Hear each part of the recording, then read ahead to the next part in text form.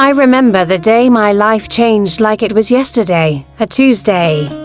It's always the quiet days that come for you, isn't it? No dramatic thunderstorm, no violin soundtrack, just me, folding socks in the living room while a pot of lentil soup bubbled away in the kitchen. Then the phone rang, a single ring that was all it took. After that, I was a widow. My name is Isla McDougall, and this is the story of how I went from a grief-stricken mum of 3 to the proud owner of the most beloved tea and tart shop in the Scottish Highlands. And let me tell you, it wasn't exactly a straight road. My husband, Callum, was the kind of man who could make a rock laugh. Tall, broad-shouldered, with a daft grin and a habit of singing Elvis tunes in the shower badly, I might add. He worked on the ferry boats, running passengers back and forth across Loch Lynne. Not glamorous, but he loved it. That Tuesday, there'd been a storm out at sea. Not even a big one, just a gusty day, but the boat took a hit. And Callum, my Callum, slipped trying to tie something down and hit his head.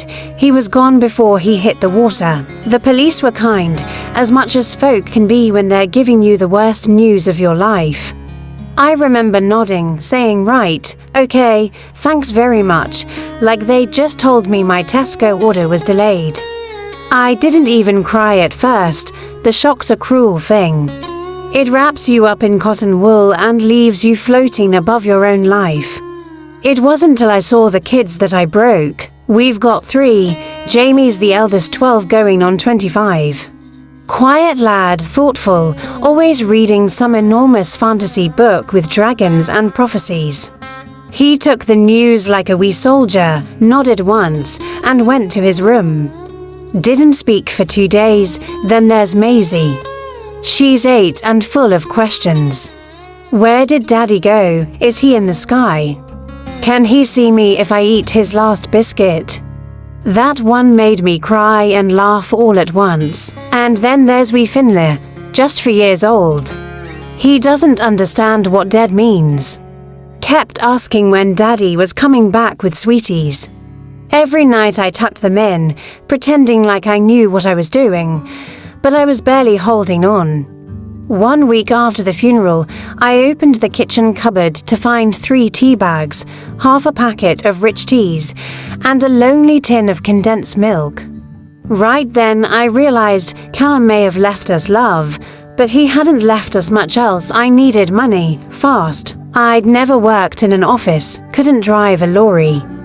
Didn't have a university degree. But you know what I did have? A killer shortbread recipe. Granny McGregor's recipe, passed down like a holy scroll through generations.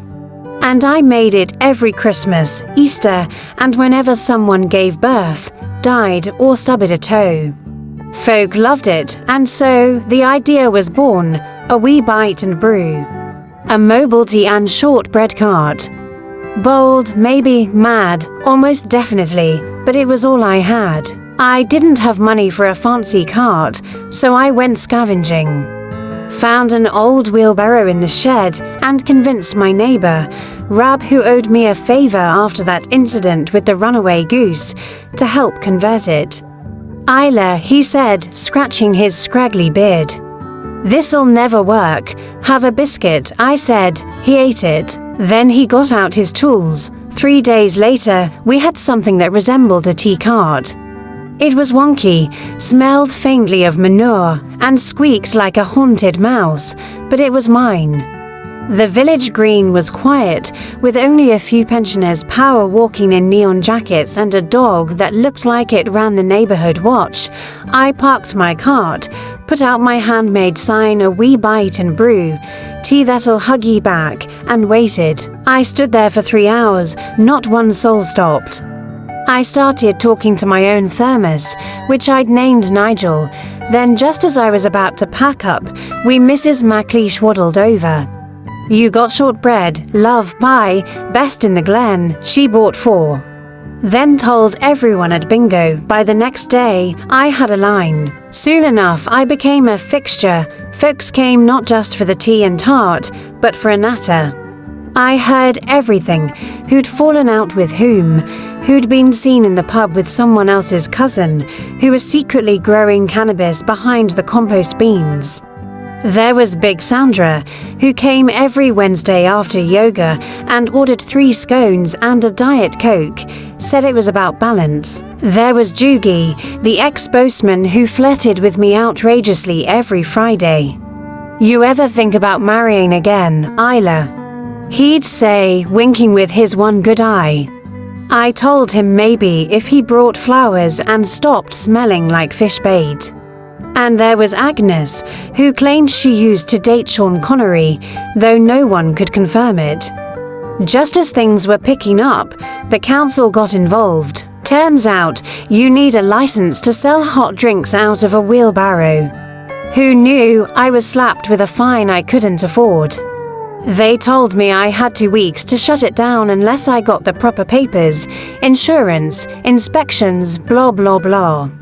I sat in the living room that night, staring at my little store fund jar. Jamie came in, saw my face, and asked what was wrong. I might have to stop the cart, love. He didn't say a word, just disappeared. The next morning, I woke up to find him on the computer, typing out something furiously. Turned out he'd set up a crowdfunding page, help my mum keep her cart. He shared it online.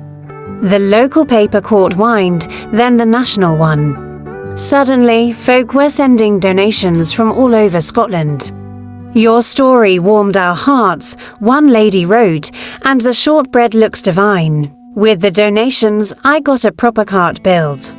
Painted green and gold, with little tartan curtains and a bell that went ding instead of death rattle, we passed the health inspection barely, thanks to Rab scrubbing the inside with vinegar and prayers. We even got a spot at the Highland Games that summer.